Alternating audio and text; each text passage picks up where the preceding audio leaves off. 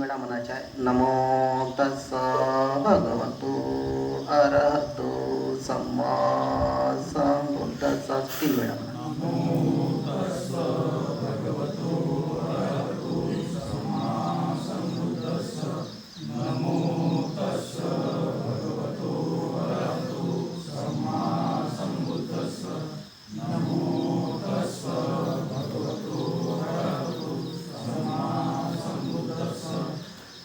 माझ्या मागे म्हणायच्या. मयं भन्ते संगो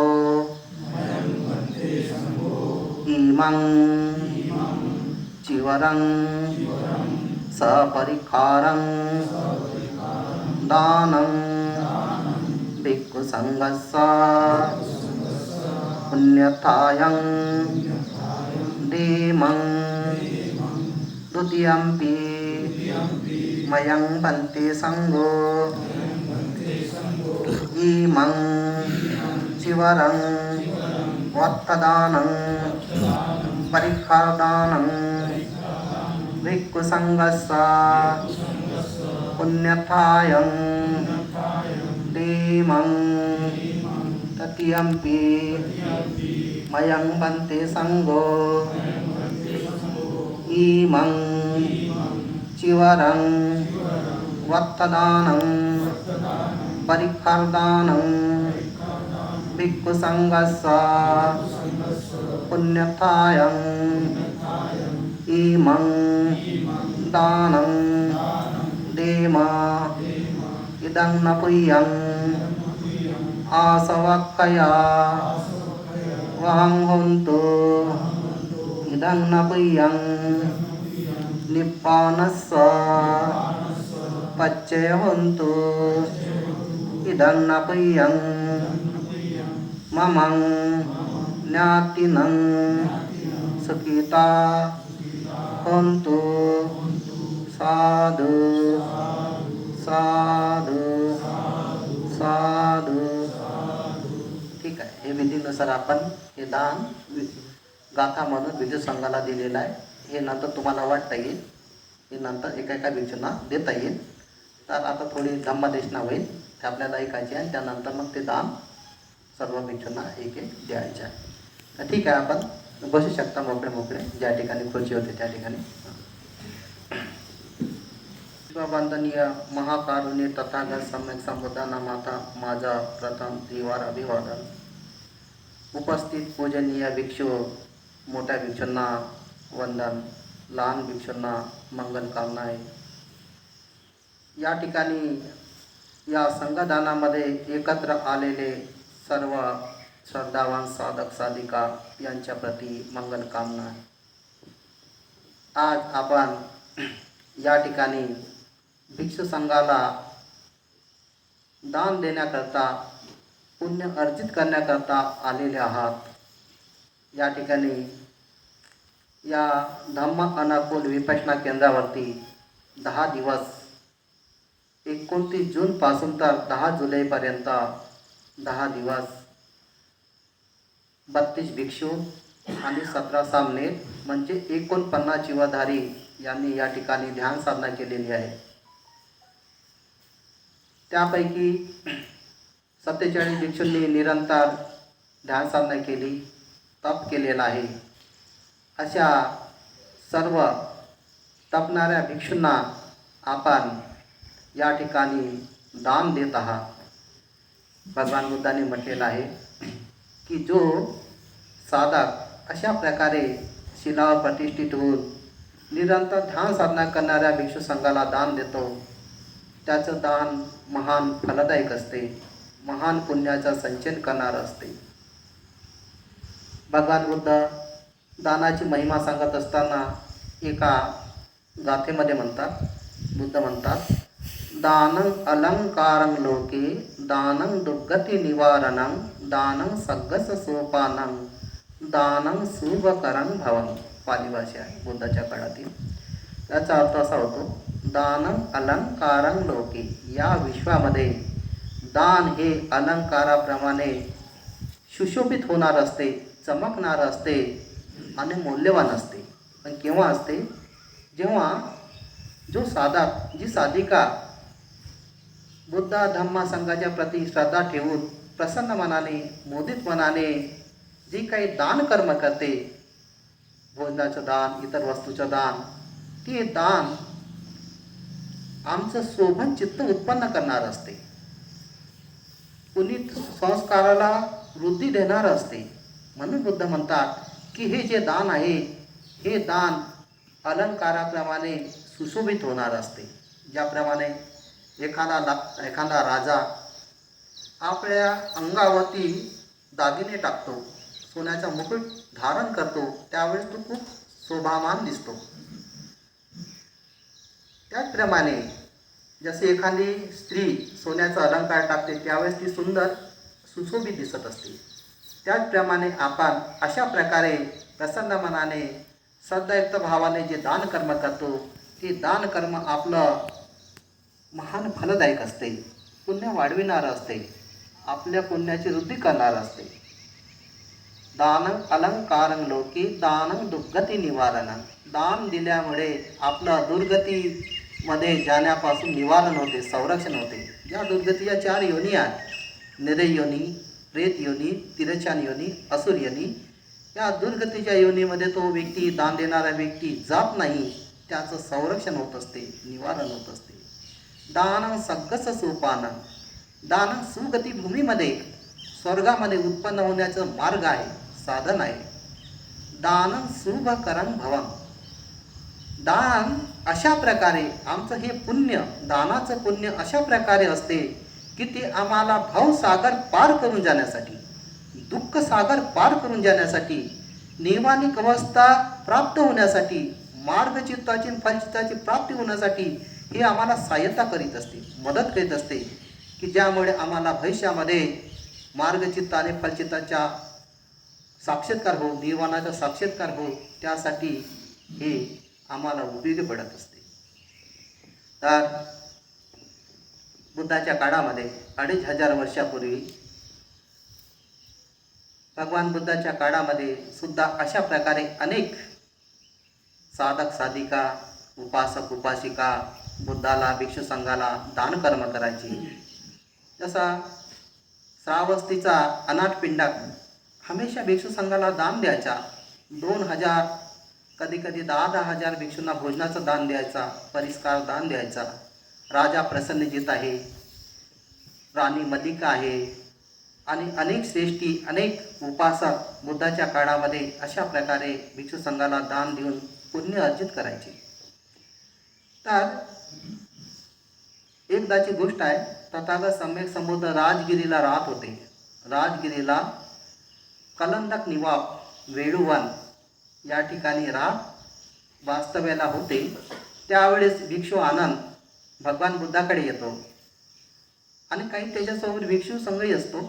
बुद्धाला 3 वेळा अभिवादन करतात आणि तथागत सम्यक संबुद्धाला म्हणतात, भगवान, या राजगिरीमध्ये अनेक असे उपासक आहे, उपासिका आहे, साधक साधिका आहे, जे बुद्ध धम्म संघाला स्मरण करून भोजनाचं दान देतात, चिवराचं दान देतात, इतर वस्तूचं दान देतात. भगवान, हे मेल्यानंतर, यांनी शरीर सोडल्यानंतर यांची गती काय होते, यांची एक कुठे उत्पन्न होतात? अशा प्रकारे आनंदाने बुद्धाला प्रश्न विचारला. बुद्धाने स्मित हास्य केला, म्हटलं, आनंदा, राजगिरीचेच नाही, या राजगिरीचेच नव्हे तर श्रावस्ती आहे, कौसंबी आहे, वाराणसी आहे, सारनाथ आहे, या जम्मूद्वीपामधील जे जे बी उपासक उपासिका बुद्ध धम्म संघावर श्रद्धा ठेवून जे भिक्षू संघाला दान कर्म करतात, पुण्यकर्म करतात, ते सर्वचे सर्व शरीर सोडल्यानंतर देव लोकांमध्ये उत्पन्न होतात, सुगती भूमीमध्ये उत्पन्न होतात. आनंदा, हेच नाही तर जे साधक साधिका शिलाचं पालन करतात, दान तर देतात, शिलाचं पालन करतात, विपश्यनेचा अभ्यास करतात, मंगल मैत्रीचा अभ्यास करतात, भिक्षू संघाची सेवा करतात, आई वडिलाची सेवा करतात, अशा अनेक प्रकारे पुण्याचा संचय करतात. जे जे बी लोक ध्यानामध्ये ज्यांची मृत्यू होते, प्रथम ध्यान, द्वितीय ध्यान, तृतीय ध्यान, किंवा जे फलप्राप्त साधक साधिका आहे, ते मेल्यानंतर रूप ब्रह्मा लोकामध्ये उत्पन्न होतात. अशा प्रकारे तथागतांनी त्यांची गती सांगितलेली आहे. त्यावेळेस भिक्षूंनी, काही भिक्षू होते, त्यांनी प्रश्न विचारला, भगवान हे देवलोक आहे, या देवलोकाचे सुख कसं असते ते आम्हाला समजून सांगावं. देवलोकाचे सुख काय आहे ते आम्हाला समजून सांगावं. त्यावेळेस बुद्धाने म्हटलं, भिक्षूंनो, हे देवलोकाचं सुख असं सांगता येत नाही, ते अनुभवानंच जाणता येते. भगवान तरी काही उपमा देऊन तर ते सांगता येईल ना, आम्हाला उपमा देऊन सांगा. तेव्हा बुद्ध म्हणाले की ठीक आहे भिक्षूंनो, ते उपमा देऊन सांगता येईल. तर बुद्ध म्हणाले, बुद्धाने सांगितलं की चक्रवर्ती राजा, जो चक्रवर्ती राजा असतो त्याला 7 रत्न प्राप्त होतात आणि 4 रिद्धिसिद्धी असते. त्याला 7 रत्न आणि 4 रिद्धिसिद्धीचं विशिष्ट प्रकारचं सुख मिळत असते. त्या सुखाचा तो अनुभव करीत असतो. तर बुद्धाने त्या गोष्टीचं स्पष्टीकरण करून सांगितलं की चक्रवर्ती जो राजा असतो त्याला 7 रत्न कसे प्राप्त होतात. तर जो चक्रवर्ती राजा असतो तो फार पुण्यपारमितावाला व्यक्ती असतो. अनेक जन्माची त्याची पुण्यपारमिता असते. त्याने अनेक जन्मामध्ये दान दिलेलं असते, शिलाचं पालन केलेलं असते, ध्यान साधना केलेली असते, मैत्री भावनेचा अभ्यास केलेला असतो. अनेक पुण्यपारमिता असते त्या व्यक्तीजवळ. तोच व्यक्ती चक्रवर्ती राजा बनतो. तर जो चक्रवर्ती राजा बनतो तो काय करतो की पौर्णिमेच्या दिवशी स्नान केल्यानंतर आपल्या घराच्या वरच्या माड्यावर जातो, गच्चीवर जातो आणि तिथे बसून सर्व अशा प्रकारे स्मरण करतो की या पृथ्वीच्या पाठीवर जेवढे काही सम्यक संबुद्ध आतापर्यंत पृथ्वीच्या पाठीवर झालेले आहे, जेवढे काही प्रत्येक बुद्धाचा संघ या पृथ्वीच्या पाठीवर आतापर्यंत उत्पन्न झालेला आहे, जेवढे काही अनंत भिक्षूचा संघ या पृथ्वीच्या पाठीवर उत्पन्न झालेला आहे, त्या सर्वांना मी स्मरण करतो. आणि त्या सर्वांना स्मरण करून मी एक संकल्प घेतो की माझी जर पुण्यपारमिता असेल तर आज मला चक्ररत्न प्राप्त होईल. अशा प्रकारे संकल्प करतो. तर त्याच्या पुण्यबळामुळे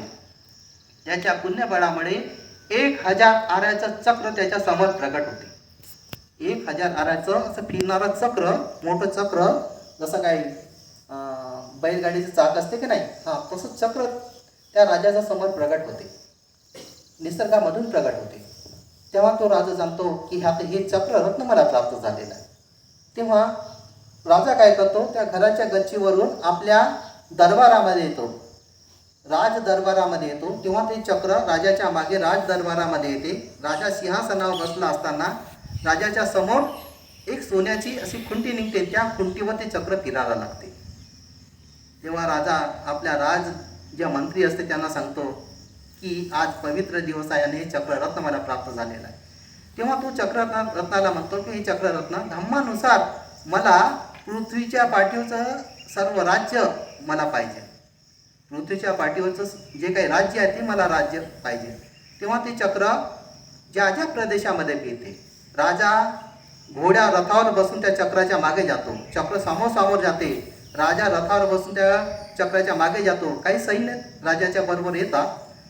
ते चक्ररत्न ज्या ज्या प्रदेशामध्ये फिरते त्या त्या प्रदेशातील राजे त्याला शरण येतात, म्हणतात महाराज या आपलंच राज्य आहे, हे सर्व आपलंच राज्य आहे, आपण राज्य करावं, हे राज्य मी तुम्हाला देतो. असे ज्या ज्या प्रदेशामध्ये ते चक्र फिरते त्या त्या प्रदेशातील राजे त्यांना शरण येतात.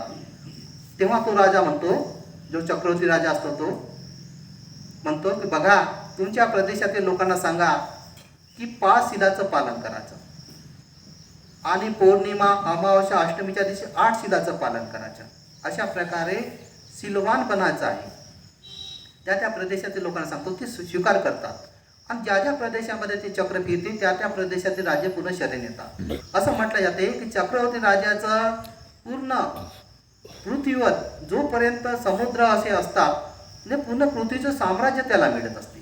बिना अस्त्र शस्त्र किंवा युद्ध केल्या न करताना संपूर्ण पृथ्वीचं राज्य त्याला मिळत असते. तेव्हा तो राजा पूर्ण राज्य जिंकल्यानंतर, धम्मानुसार पूर्ण राज्य जिंकल्यानंतर आपल्या राज दरबारामध्ये येतो. राज दरबारामध्ये आल्यानंतर ते चक्र पुन्हा राजाच्या समोर प्रगट होते. अशा प्रकारे बुद्ध म्हणतात की भिक्षूंनो, अशा प्रकारे हा चक्रवर्ती राजा संपूर्ण पृथ्वीचा राज्य त्याला धम्मानुसार मिळत असते. हे चक्ररत्नाचं पहिलं सुख त्याला मिळते. नंतर दुसरं सांगितलेलं आहे हस्तिरत्न. हस्तिरत्न म्हणजे त्या राजाला एक अशा प्रकारचा रुद्धिवान हत्ती मिळतो. असा रुद्धिवान हत्ती मिळतो की तो हत्ती एवढा वेगवान असतो की खूपच. तर राजा इच्छा करतो की त्यावेळेस काय असते, संपूर्ण जम्बूद्वीप म्हणतात, त्यावेळेस संपूर्ण जम्बूद्वीप चक्रवर्ती राजाच्या स्वाधीनमध्ये असते. त्याची एकच राजधानी असते आणि 84 उपराजधानी असतात. तर तो राजा त्या हत्तीला म्हणतो की हत्ती, आज मला संपूर्ण जम्बूद्वीपाचं परिभ्रमण करायचं आहे, संपूर्ण पृथ्वीचं मला परिभ्रमण करायचं आहे, माझ्या राज्याचं परिभ्रमण करायचं आहे. तेव्हा राजा काय करतो, त्या हत्तीच्या पाठीवर बसतो आणि तो हत्ती आकाशात उडणार असतो, बुद्धिमान असतो, आकाशात उडणार असतो. त्याचा वेग एवढा असतो की आताचे जे विमान आहे का त्या विमानापेक्षा जास्त वेग असतो. तर जसं राजाने इच्छा केली, राजानं जसा नाश्ता ग्रहण केला आणि त्या हत्तीच्या पाठीवर बसला, तर तो हत्ती संपूर्ण पृथ्वीचं परिभ्रमण करून राजाला 12 वाजतापर्यंत त्याच्या राजदरबारात असतो. एवढा त्या हत्तीचा पावर असतो, वेग असतो. तो राजा त्या हत्तीच्या पाठीवर बसून संपूर्ण पृथ्वीचं आपल्या राज्याचं निरीक्षण करीत असतो.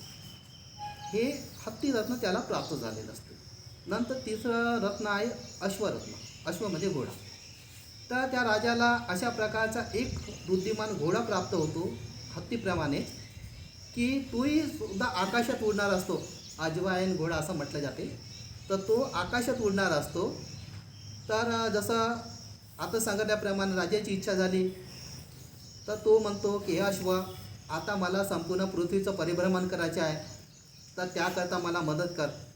तेव्हा जसं राजाने भोजन केल्यानंतर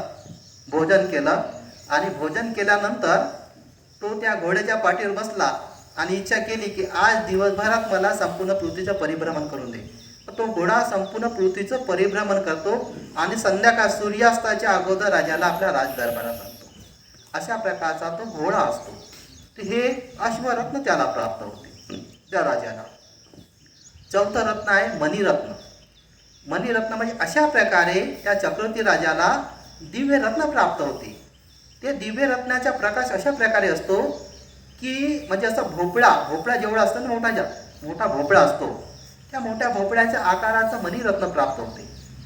त्याचा प्रकाश एवढा तेजस्वी असतो, एक योजन पूर्वेला जाऊ शकतो तो प्रकाश, 1 योजन पश्चिमेला जाऊ शकतो, 1 योजन दक्षिणेला जाऊ शकतो, 1 योजन उत्तरेला जाऊ शकतो. एवढा तो मणिरत्न प्रकाशमान असते. तर राजा त्याची परीक्षा घेण्यासाठी काय करतो, अमावस्येच्या दिवशी हत्तीवर तो रत्न ठेवतो आणि जंगलामध्ये जातो. तो पाहतो खरंच त्या मण्याचा प्रकाश 1 योजन पूर्व दिशेला पसरलेला, 1 योजन पश्चिमेला, 1 योजन उत्तरेला, 1 योजन दक्षिणेला पसरलेला आहे. तर अशा प्रकारे ते मणिरत्न त्या राजाला प्राप्त होत असते. नंतर बुद्धाने म्हटलेलं आहे पाचवं रत्न आहे स्त्रीरत्न. तर हे स्त्रीरत्न त्या चक्रवर्ती राजाला प्राप्त होते. असं म्हटलं जाते की चक्रवर्ती राजाची जी स्त्री असते ती एवढी सुंदर असते की या पृथ्वीच्या पाठीवर दुसरी कोणती स्त्री सुंदर नसते, एवढी खूप सुंदर असते. आणि असं म्हटलं जाते की तिची त्वचा एवढी नाजूक असते की जशी रुई, मशीनमधून आपण रुई काढतो ना, रुई जशी कोमल मऊ असते तशी तिची त्वचा मऊ असते आणि खूप सुंदर असते ती. आणि त्या चक्रवर्ती राजाची पत्नी एवढी शिलवान असते, 5 शिलामध्ये प्रतिष्ठित असते, 8 शिलाचं पालन करणारी असते, खूप आज्ञाधारी असते. एवढी आज्ञाधारी असते की राजाचा एक शब्दाचं पालन करीत असते, राजाच्या आज्ञाचं पालन करीत असते. एवढी राणी असून स्वतः घरचं कामं करीत असते. राजाची जी काही सेवा करायची ती दासीला करू देत नाही, स्वतः करते ती. आणि राजा पहिले झोपतो, राजाच्या नंतर झोपणारी असते, राजाच्या पूर्व उठणारी असते. अशा प्रकारची ती आज्ञाधारी स्त्री, सुंदर स्त्री त्या राजाला, चक्रवर्ती राजाला प्राप्त होते. त्याचं सुख त्याला प्राप्त होते. नंतर 6वं जे रत्न आहे, 6वं रत्न आहे ग्रहपती रत्न. तर राजाला एक असा विशिष्ट प्रकारचा पुरुष मिळतो. त्या पुरुषाला दिव्यदृष्टी असते. आणि राजा त्या पुरुषाला विचारतो की हे पृथ्वीच्या आपल्या दिव्य दृष्टीने सांग की या पृथ्वीच्या पाठीवर सोने कोटी आहे, सोनं कोटी आहे, हिरे कोटी आहे, माणिक कोटी आहे. तर तो व्यक्ती सांगतो, महाराज या ज्या जंगलामध्ये खोदा, इथे तुम्हाला हिरे मिळेल. या ठिकाणी खोदा, इथे सोन्याचे बिस्किट मिळेल, राजन मिळेल. या ठिकाणी खोदा, इथे चांदी मिळेल. अशा प्रकारचे पृथ्वीच्या पाठीवर जे काही सोनं आहे ते राजा धर्मानुसार प्राप्त करतो. तर त्या धनसंपत्तीचं सुख त्याला मिळते. ते ग्रहपती व्यक्ती अशा प्रकारे त्याला प्राप्त होते. त्याला ग्रहपती रत्न म्हटलेलं आहे. आणि शेवटलं जे रत्न आहे ते पुत्र रत्न. तर त्या चक्रवर्ती राजाला एक असा मुलगा त्याच्या पोटी जन्माला येतो की एवढा तो गुणवान असतो आणि खूप शक्तिशाली असतो, खूप शक्तिशाली आणि खूप टॅलेंट असतो. राजाचा संपूर्ण कारभार तो पाहत असतो. पूर्ण जम्मूद्वीपाचा कारभार जो आहे त्याचा एकच मुलगा सांभाळत असतो. सर्व जे मंत्री असतात त्यांच्याकडून कामे करून घेतो, सर्व काही गोष्टी. तर राजाला कोणत्याच गोष्टीचं म्हणजे असं टेन्शन नसते, कोणत्या प्रकारची चिंता नसते. तर बुद्ध म्हणतात का भिक्षूंनो, अशा प्रकारची ती 7 रत्न त्या राजाला प्राप्त होतात. त्या 7 रत्नाचं सुख त्याला मिळते. त्या चक्रवर्ती राजाला 7 रत्नाचं सुख मिळते. आणि 4 वृत्ती कोणत्या? चक्रवर्ती राजा खूप सुंदर असतो. चक्रवर्ती राजा खूप सुंदर असतो. जसं तुम्ही वाचलं असाल की ज्यांना 32 लक्षणे असतात त्याची 2 संभावना असते. एक तर त्याने घरदार सोडलं तर तो सम्यक समृद्ध बनत असतो, आणि संसारामध्ये राहिला तर चक्रवर्ती राजा बनत असतो. तर जो चक्रवर्ती राजा असतो त्याला 32 लक्षणे असतात. 32 लक्षणांयुक्त असं सुंदर शरीर त्याला मिळते त्याच्या त्या पुण्यबळामुळे. तर ते रूप सौंदर्याचं त्याला सुख मिळत असते. नंतर जो चक्रवर्ती राजा असतो तो दीर्घायुष्यवाला असतो, खूप दीर्घायुष्य असते. चक्रवर्ती राजाचं आयुष्य हे 80,000 84,000 वर्षाचे असते.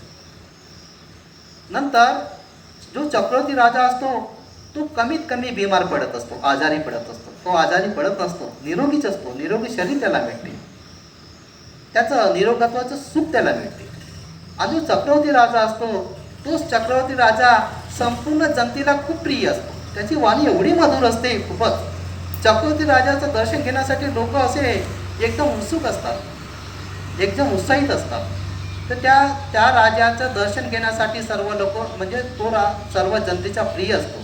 तर भिक्षूंनो, हे 4 वृद्धीचं सुख त्या चक्रवर्ती राजाला मिळत असते. भिक्षूंनो, अशा प्रकारे हा चक्रवर्ती राजाला 7 रत्न आणि 4 वृद्धीचं सुख मिळते. परंतु भिक्षूंनो, हा चक्रवर्ती राजाचे जे सुख आहे तुच्छ आहे, तुच्छ आहे. हे एवढी सुख आहे तरी तुच्छ आहे. तर हे चक्रवर्ती राजाचं सुख एका बाजूला ह्या चक्रवर्ती राजाच्या सुखापेक्षा 7 पटीने सुख हे पहिल्या देवलोकाचं असते. चातुर्मासाची जो देवभूमीतील चातुर्महाराजी का जे देवभूमी आहे त्याची ते देवता लोक आहे त्याचं जे सुख आहे हे सुख चक्रवर्ती राजाच्या सुखापेक्षा 7 पटीने जास्त आहे. त्याच्याही पेक्षा तावती देवलोकाचं सुख त्याच्याहीपेक्षा जास्त आहे. त्याच्याहीपेक्षा यामा देवलोकाच्या, त्याच्याहीपेक्षा तुशी देवलोकाच्या, अशा प्रकारे उच्च देवलोकाचे जे सुख आहे त्याहीपेक्षा उच्च कोटीचे आहे. त्याहीपेक्षा जास्त सुख हे ब्रह्मलोकाचं आहे. 16 रूप ब्रह्मलोकाचे ब्रह्माचं आहे. पण भिक्षूंनो, हे सारे सुख तुच्छ आहे. हे भौतिक सुख आहे. कारण की हे संपूर्ण जो 31 लोकांचा जो चक्रवाल आहे हा तृष्णेने डुबलेला आहे, तृष्णेमध्ये आसक्त आहे, अविद्याने अंधकाराने झाकलेला आहे. हे सर्व सुख तुच्छ आहे. तेव्हा भगवान बुद्ध म्हणतात, पटव्या एक रज्जेन सग्गे सगमने नवा सब लोकाधिपत्येन सोतापती फलं वरम. बुद्धवाणी आहे धम्मपदामध्ये. तर बुद्ध म्हणतात, पटव्या एक रज्जेन, ह्या संपूर्ण पृथ्वीचा कोणी एक सम्राट झाला, संपूर्ण पृथ्वी त्याच्या ताब्यामध्ये आहे, असा कोणी पृथ्वीचा एक छत्र सम्राट चक्रवर्ती राजा आहे, त्या चक्रवर्ती राजाचं सुख तुच्छ आहे असं बुद्ध म्हणतात. सगळे गमने नवा, सर्व लोकांमध्ये उत्पन्न होणे हे सर्व लोकांचं सुख सुद्धा तुच्छ आहे असं बुद्ध म्हणतात. सर्व लोकाधिपत्येनं, सर्व लोकांच्या हे जे चक्रवाला आहे, चक्रवालामध्ये 31 प्रकारचे लोक आहेत, 31 प्रकारच्या भूमी आहे. ह्या 31 लोकांचा अधिपत्य मार असतो. जो मार असतो ते 31 लोकांवर तो साम्राज्य करीत असतो. 31 प्रकारचे लोक त्याच्या वशमध्ये असतात. तर बुद्ध म्हणतात की 31 म्हणजे हा जो मार असतो 31 प्रकारचे लोक त्याच्या स्वाधीन असतात. तर हे माराचं सुख जे आहे हे तुच्छ आहे. तोही अविद्यामध्ये अंधकारामध्ये डुबलेला आहे, तो जास्तीत जास्त दुःखी असतो. पण बुद्ध म्हणतात याहीपेक्षा स्वतःपती फलंगवरण, जो व्यक्ती ध्यान साधना करून विपश्यनाचा अभ्यास करून स्वतःपन्न फल प्राप्त करतो, पहिल्या वेळी निर्वाणाचा साक्षात्कार करतो आणि निर्वाणाचा साक्षात्कार केल्यानंतर जे त्याला स्वतःपन्न अवस्था प्राप्त होते, स्वतःपती फल प्राप्त होते. भिक्षूंनो, हे स्वतःपती फल जे आहे याचं सुख जे आहे हे सुख श्रेष्ठ आहे. हे सुख श्रेष्ठ आहे, निर्वाणाचं सुख श्रेष्ठ आहे. सब्ब निब्बानं परमं सुखात, सर्व सुखामध्ये निर्वाणाचं सुख श्रेष्ठ आहे. भिक्षूंनो, ह्या निर्वाणाची कामना करा, काय ह्या भौतिक सुखाची कामना करता, अशा प्रकारे भगवान बुद्धांनी सांगितलेलं आहे. तर अशा प्रकारे हे पुण्य असते, या पुण्यामुळे सर्व काही गोष्टी प्राप्त होतात. जसं पहिल्या ध्यानाचे जे सुख आहे ते विशिष्ट प्रकारचे सुख असते. जसं जो आता सांगितला जो चक्रवर्ती राजा असतो त्याला लौकिक 4 ध्यान प्राप्त असतात. त्या लौकिक 4 ध्यानाचं सुख त्याला मिळते. पण हे लौकिक 4 ध्यानाचं सुख काय आहे, लोकोत्तर ध्यानाच्या सुखापेक्षा तुच्छच आहे एक प्रकारे. तर बघा साधक साधिकांनो, की यानंतर जे पुढचे जे बुद्ध उत्पन्न होणार आहे ते अरिमैत्री बुद्ध आहे. अरिमैत्री बुद्ध याच कल्पामध्ये उत्पन्न होणार आहे. 5वे बुद्ध अरिमैत्री बुद्ध.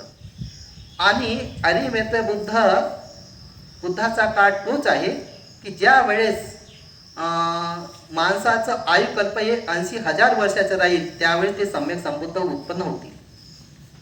आणि त्या काळामध्ये अनेक पुण्य पारमितावाले लोक आजच्या काळात जे पुण्यकर्म करतात, शिलाचं पालन करतात, दान देतात, अनेक प्रकारे दान देतात, शिलाचं पालन करतात, विपश्यना करतात, मंगलमैत्रीचा अभ्यास करतात, धम्मामध्ये परिपक्व होत आहे, भिक्षू संघाची सेवा करतात, अनेक प्रकारे पुण्य अर्जित करतात, असे लोक होऊ शकतात.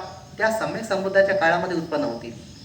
बुद्धाचं दर्शन होईल, बुद्धाच्या सोबत ध्यान साधना करायला मिळेल, बुद्धाचं वाणी ऐकायला मिळेल, प्रवचन ऐकायला मिळेल आणि अनेक पुण्य पारमितावाले व्यक्ती होऊ शकते. त्यावेळेस त्यांना निर्वाणाचा साक्षात्कार होईल. तर अरिमैत्री बुद्ध उत्पन्न होणार आहे. भगवान बुद्धांनी त्याचे भाष्य सांगितलेलं आहे की 80,000 वर्षाचं ज्यावेळेस आयुकल्प राहील त्यावेळेस ते बुद्ध उत्पन्न होतील. आणि ते कुठे उत्पन्न होतील, आता वाराणसी शहर आहे तर त्यावेळेस वाराणसीचं नाव केतुमती राहील, नाव चेंज होईल, केतुमती राहील. त्या केतुमती वाराणसी म्हणजे केतुमती शहरामध्ये ते बुद्ध उत्पन्न होतील. आणि नागवेल नावाचं वृक्ष राहील, त्या वृक्षाखाली त्याला बोधी प्राप्त होईल. जसं हे गौतम बुद्ध होते, यांना पिंपळाच्या झाडाखाली बोधी प्राप्त झाली. ते जे बुद्ध उत्पन्न होणार आहे त्यांना नागवेल नावाचं जे वृक्ष राहील त्या वृक्षाखाली त्यांना बोधी प्राप्त होईल आणि ते बुद्ध बनतील. भिक्षूंनो, आता माझ्यासोबत हजारोच्या संख्येने भिक्षू असतात, त्या सम्यक संबुद्धाच्या काळामध्ये लाखोच्या संख्येने भिक्षू राहील. एवढे पुण्य पारमितावाले व्यक्ती त्यावेळेस उत्पन्न होतील आणि पुण्य पारमितावाले व्यक्ती खिचूनशाने भिक्षू बनतील, ध्यान साधना करतील, अनंत होतील, फलप्राप्त निर्वाणाचा साक्षात्कार करतील, असे बुद्धाने भाष्य केलेलं आहे. भिक्षूंनो, त्या काळामध्ये शंख नावाचा चक्रवर्ती राजा उत्पन्न होईल. शंख नावाचा चक्रवर्ती राजा उत्पन्न होईल. हा तर बघा सम्यक संबुद्धाच्या काळामध्ये चक्रवर्ती राजा उत्पन्न होणे हे क्वचितच घडत असते. आतापर्यंत आम्ही 28 बुद्धाचा इतिहास पाहतो तर 3 बुद्धाच्या काळामध्ये फक्त चक्रवर्ती राजा उत्पन्न झालेला आहे. आणि 3 बुद्धाच्या काळात जर चक्रवर्ती राजा उत्पन्न झालेला आहे तर 28 बुद्धाचा इतिहास पाहिलेला असताना 2 बुद्धाच्या काळात जो चक्रवर्ती राजा उत्पन्न झाले ते सिद्धार्थ गौतम आहे. 2 वेळा चक्रवर्ती राजा उत्पन्न झाले सम्यक संबुद्धाच्या काळामध्ये. आणि आता जो राजा उत्पन्न होईल तो शंख नावाचा चक्रवर्ती राजा उत्पन्न होईल. तर जो चक्रवर्ती राजा असतो आता सांगितल्याप्रमाणे त्याला 32 लक्षणे असतात. तर बुद्धाने 32 लक्षणे असतात आणि चक्रवर्ती राजाला 32 लक्षणे असतात, असं होईल का? असं तर होणार नाही ना. कारण की निसर्ग त्यावेळेस अशा प्रकारे करतो की जो बुद्ध असतो, जे बुद्ध असतात त्यांना 32 लक्षणे ती परिपूर्ण असतात आणि ज्यावेळेस तो चक्रवर्ती राजा राहील त्याला 1-2 लक्षणे कमी राहील. कारण की बुद्धाची पारमिता ही खूप स्ट्रॉंग असते. चक्रवर्ती राजे तर सामान्य असते. तर जो चक्रवर्ती राजा बुद्ध राहील त्याला 32 लक्षणे राहतील, याला होऊ शकते 30 लक्षणे राहतील किंवा 31 राहतील, 1-2 लक्षणे कमी राहतील. आणि हा चक्रवर्ती राजा, शंकर नावाचा चक्रवर्ती राजा खूप भिक्षू संघाला खूप दान कर्म करेल. आपल्या आयुष्याच्या शेवटी सम्यक संबुद्धाकडे जाईल आणि भिक्षू बनेल. भिक्षू बनल्यानंतर बुद्धासोबत ध्यान साधना करता करता अनंत बनेल. तर सम्यक संबुद्धाच्या काळात चक्रवर्ती राजा अनंत झाला, ही पहिल्यांदा घटना आहे. 28 बुद्धाचा इतिहास पाहिलेला असताना पहिली घटना होईल की सम्यक संबुद्धाच्या काळामध्ये चक्रवर्ती राजा अनंत झालेला आहे. अशा प्रकारे भगवान बुद्धाने म्हटलेलं का भिक्षूंनो, अशा प्रकारे तो चक्रवर्ती राजा उत्पन्न होईल.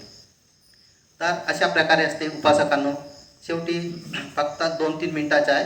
तथागत भगवान बुद्धांनी 4 प्रकारची संपदा सांगितलेली आहे. 4 प्रकारची संपदा असते. ही 4 प्रकारची संपदा सांगितलेली आहे की ग्रस्तांना प्राप्त होते. तर कोणती 4 प्रकारची संपदा सांगितलेली आहे?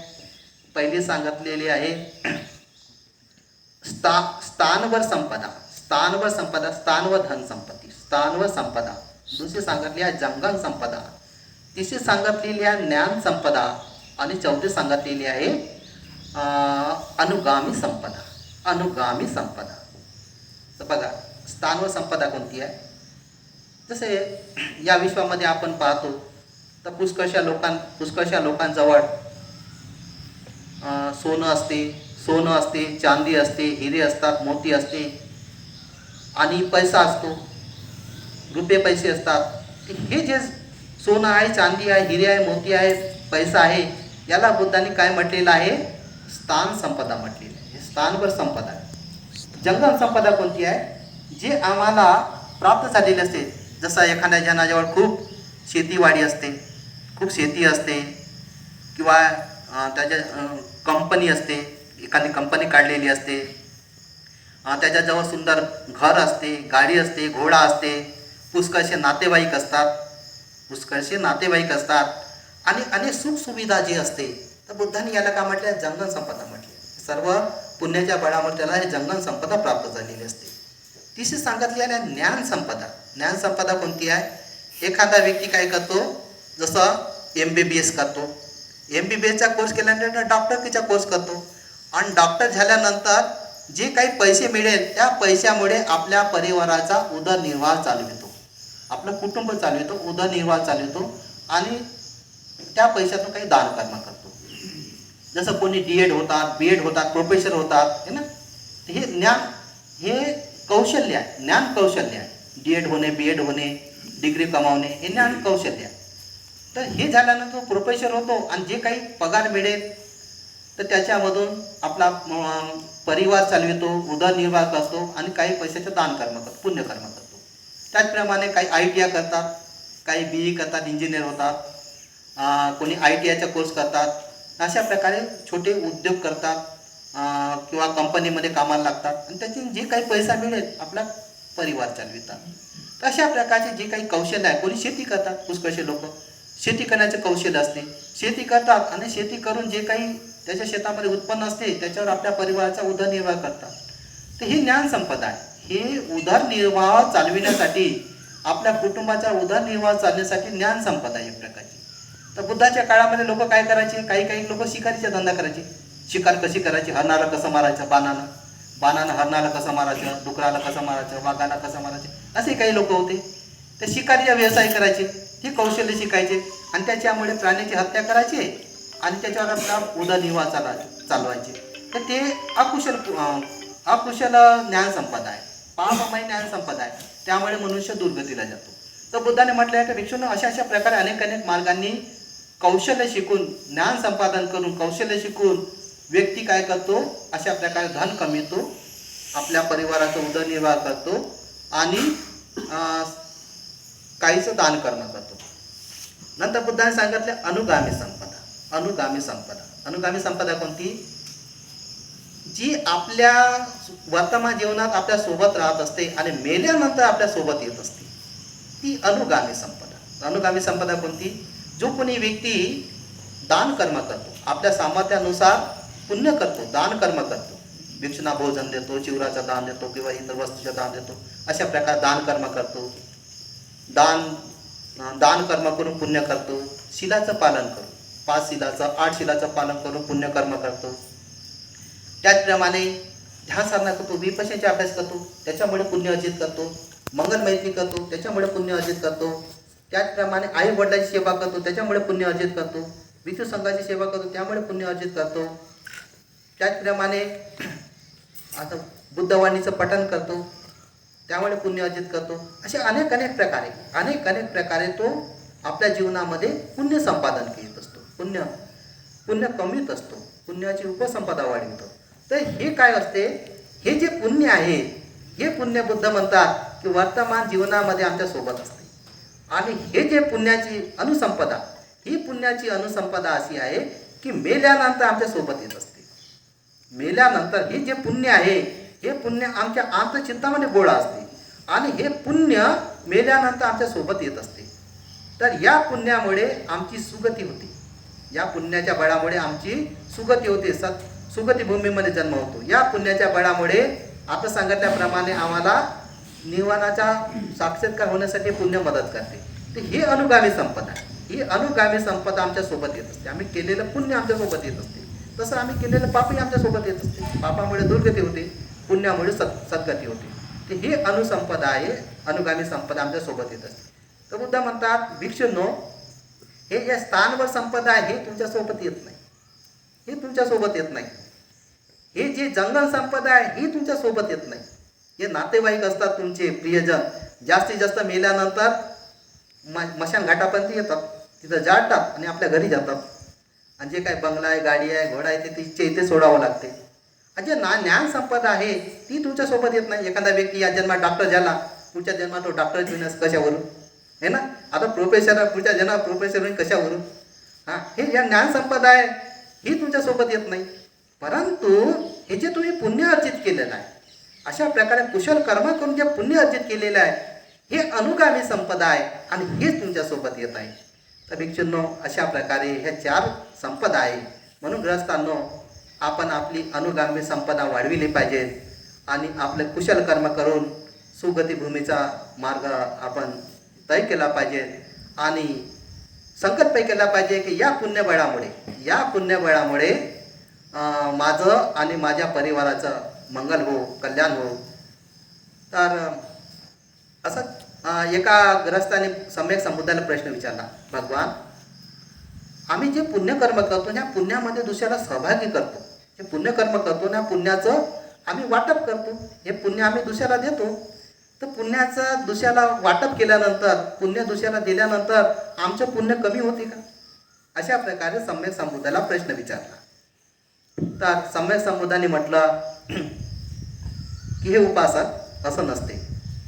जो कोणी व्यक्ती आपल्या पुण्याचं वितरण करतो, जो कोणी व्यक्ती पुण्य दुसऱ्याला देतो, त्याचं पुण्य कधी कमी होत नसते, त्याच्या पुण्याची वृद्धीच होत असते, त्याचे पुण्य कधी कमी होत नसते. जसं एक उदाहरण सांगितलेलं आहे. एका रूममध्ये, एक अशी रूम आहे, त्या रूममध्ये एक दिवा लावलेला आहे, एक दिवा पेटविलेला आहे आणि 19 दिवे असे खाली आहे, म्हणजे असे खाली ठेवलेलं आहे, त्यांना पेटविलेलं नाही, एकच दिवा पेटविलेला आहे. आणि एका दिव्याच्या साह्यानं जर आम्ही 19 दिव्याला पेटविलं तर त्या रूममध्ये प्रकाश किती होईल? एका दिव्याचा प्रकाश किती आहे? छोटासाच आहे. परंतु त्या दिव्याच्या साह्याने, पेटलेल्या दिव्याच्या साह्याने जर त्या रूममध्ये आम्ही 19 दिवे लावले, त्याचा प्रकाश खूप होईल. तर बुद्ध म्हणतात की अशाच प्रकारे आम्ही जे दुसऱ्याला पुण्य देत असतो, आमच्या पुण्यामध्ये सहभागी करतो, पुण्याचं अनुमोदन करतो, तसंच ती पुण्य दुसऱ्यालाही मिळत असते. आमचं पुण्य कधी कमी होत नाही, आमच्या पुण्यामध्ये वृद्धीच होत असते. तर आपण आजच्या प्रसंगी या ठिकाणी आलात, थोडी धम्मदेशना ऐकून घेतली आणि आता आपण दान कर्म करणारा आपल्या सर्वांचं खूप मंगल हो, खूप कल्याण हो, सर्वांची स्वास्थ्य मुक्ती हो. भवतु सर्वमंगलम, भवतु सर्वमंगलम, भवतु सर्वमंगलम. साधु साधु साधु.